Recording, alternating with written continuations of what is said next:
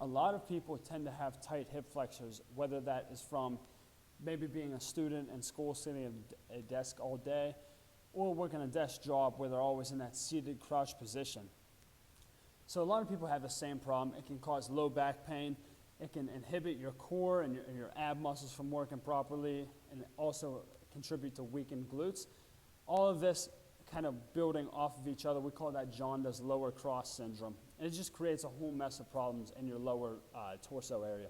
So a great way to address that is with what we call the couch stretch, or just a hip flexor stretch with the rear foot elevated.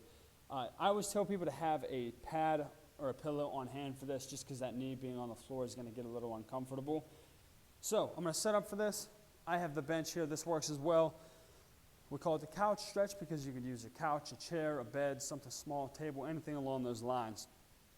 We're going to put our foot up on top of that surface, drop the knee down to the floor, keeping it as close into the base of that surface as possible. I'm just going to sit up nice and tall here, and now I'm going to drive my hips forward and squeeze my butt on that rear foot side. And I'm just going to feel that stretch all the way down through the front of my leg here.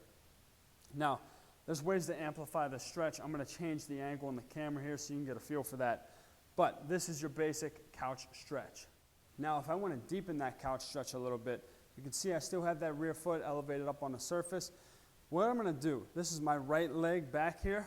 I'm going to take my right arm and reach it up over my head and across to my left side.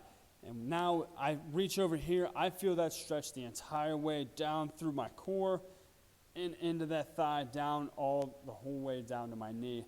That deepens that hip flexor stretch like crazy. It's a good way to amp up the intensity if the couch stretch gets a little bit too easy for you.